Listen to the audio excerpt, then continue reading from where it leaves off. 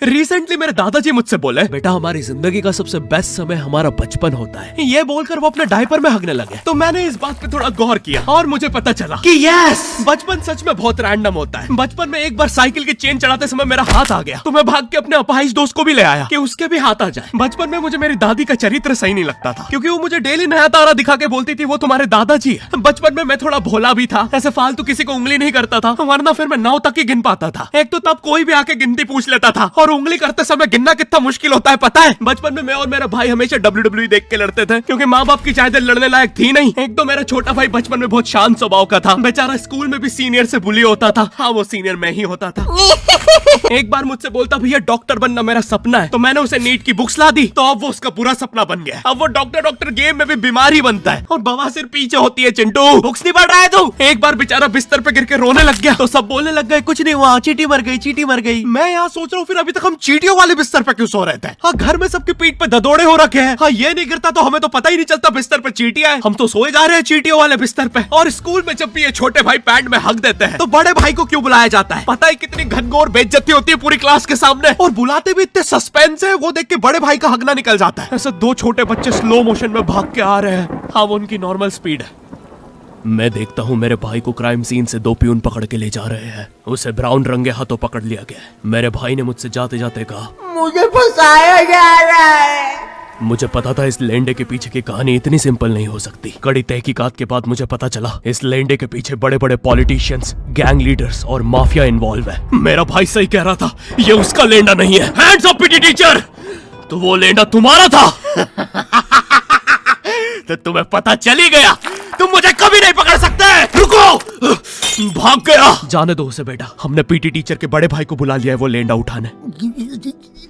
लेंडा आपकी नजदीकी सिनेमा घरों में पड़ा होगा तो देख के पैर रखना। ये चैनल पे जितने भी अजीब और गरीब चीजें तुम देखते हो, ये मैं और मेरे भाई की लाइफ में हमेशा होती रहती है, और इसलिए हमने ये चैनल नॉट योर टाइप बनाया था। मेरे भाई ने कहा तू बोल और मैं एनिमेशन करता हूँ, और लो बन गया नॉट योर टाइप। आपके अरे अभी भी लेंडा लगा हुआ है। बचपन में बोले जाता था कि तुम जितने दांत तकिए के नीचे रखोगे तुम्हें उतने ही रुपये मिलेंगे। तो मैंने दादी की 32 रख दी, तो मुझे 32 रुपए मिले। वो 32 7,000 की थी। जो पिटा हूं ना मैं घर पे, साली स्कैमर दांतों वाली परी, चांदी का दांत ले जाके 1 रुपया देती है। दांतों से याद है, बचपन में सब सूखा बॉर्नविटा खाते हैं क्योंकि दांत दूध के होते हैं। ठीक है, ये वाला जोक हटा दूंगा। बचपन में मुझे चुड़ैलों से बहुत डर लगता था। एक बार मुझे चुड़ैल के पैर के निशान दिखे तो मैं उल्टा भागा, पर फिर मैं चुड़ैल के ही घर में आ गया। हाँ, मैं पट्टी में भूल गया था उसके पैर उल्टे होते हैं। तो फिर मैंने सोचा इसका पीछे से सर फोड़ देता हूँ। सर फोड़ने गया तो वो उसका मुंह निकला। फिर से भूल गया कि साली चुड़ैलों के बाल भी मुंह पे होते हैं। आदमी को पता चले तो चले कैसे। जब मैं छोटा था नींद में बिस्तर भी बहुत गीला करता था। मेरी मम्मी हमेशा गुस्सा करती थी कि सोने से पहले सुसु किया कर। अब उन्हें कैसे बताऊं, फिर गीले बिस्तर में मुझे नींद नहीं आती। बचपन में मुझे गुस्सा भी बहुत आता था, तो मेरी मम्मी ने मुझे एक रेड स्टोन की अंगूठी पहना दी, और सरप्राइजिंगली उससे मेरा गुस्सा इतनी जल्दी उतरने लग गया, क्योंकि अब मैं जब अंगूठी पहन के लोगों को पीटता था तो गुस्सा इतनी जल्दी शांत होता था। वैसे ये अंगूठी मुझे एक बाबा जी के आश्रम से मिली थी। जब मैं वो आश्रम में गया था, वहाँ एक बहुत ही हॉट सी बंदी मुझे देख के बार बार स्माइल करे जा रही थी, तो मैंने भी मौके पे चौका मारा और जल्दी से अपना नंबर पेपर पे लिख के उसकी तरफ फेंक दिया। वो बंदी ने भी बड़े प्यार से मेरा नंबर उठाया और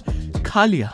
अरे भाई, उसको भूत लगे, वो तब से सबको स्माइल दे रही है। हम भी सुबह से नंबर फेंक रहे हैं, अभी तक 2 किलो पेपर खा गई है। बचपन में मेरी मम्मी हमेशा बोलती रहती थी कि बाहर जाके खेलो। अब बाहर मेरे मोहल्ले के बच्चे भाई वो ऐसे अजीब अजीब से गेम्स खेलते थे। कहीं ड्रैगन फ्लाई में रस्सी बांध के उसको पेट बना लिया है, कहीं नंगे भाग रहे टायर के पीछे लकड़ी मारते मारते। मेरी मम्मी को उन पे दया आ रही है कि बेचारे गरीब बच्चे किसी भी चीज से खेल लेते हैं, फिर हमारी कार पलट जाती है। हाँ, वो टायर हमारी कार का था। और मुझे एक बात बताओ, चक्के से खेलने पे वो गरीब कैसे कंसिडर हो रहे हैं? क्या पता उनने कार खरीद के चक्का निकाला हो, क्या पता लैम्बोर्गिनी के चक्के से खेल रहे हो। नहीं, तुम्हें कैसे पता चल रहा है वो गरीब है या अमीर? और एक चक्के से इतनी सारी एक्टिविटी करेंगे ये लोग। कभी चक्के में रस्सी बांध के झूला बना दिया, कभी झूले से फिका के खुद को लूला बना दिया, कभी लूले पे झूला बांधकर हुला हू बना दिया। ये इतने हरामी बच्चे थे, इनके साथ कोई भी घर घर नहीं खेलता था, क्योंकि घर ये जुए में लगा के हार जाते हैं। ये वो बच्चे जिन्हें तुम रिमोट कंट्रोल कार भी दोगे तो उसकी मोटर निकाल के पंखा बनाएंगे। एक बार इन्होंने रिमोट कंट्रोल रिमोट बनाया था। तुम अगर इस रिमोट पे बटन दबाओगे तो इस रिमोट पे बटन दबेगी, बस।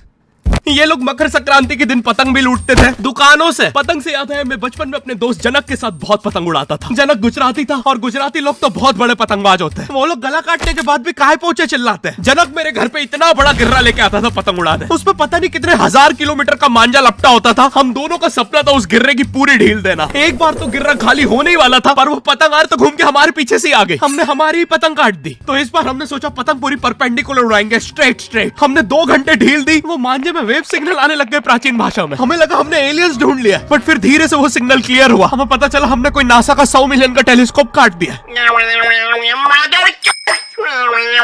पतंग नीचे ले, टेलीस्कोप काट दिया।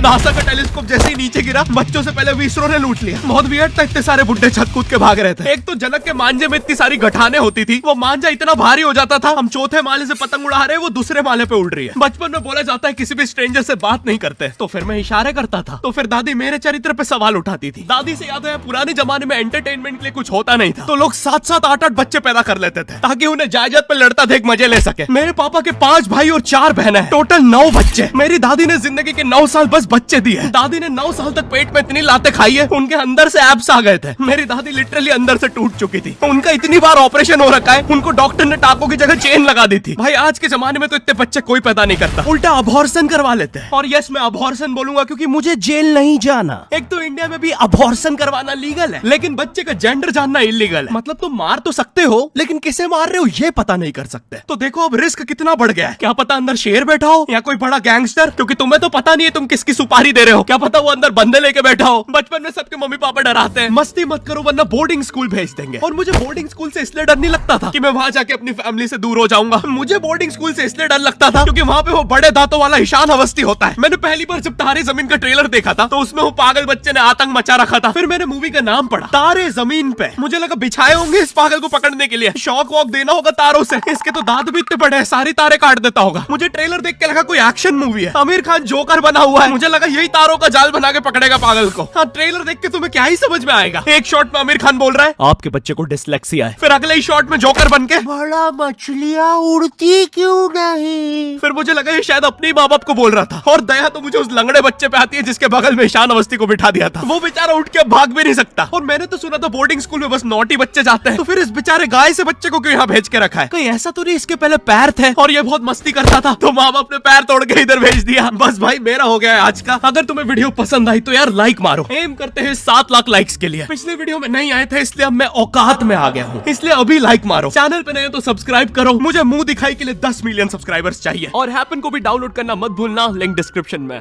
मैं भी जा रहा हूँ, बाय।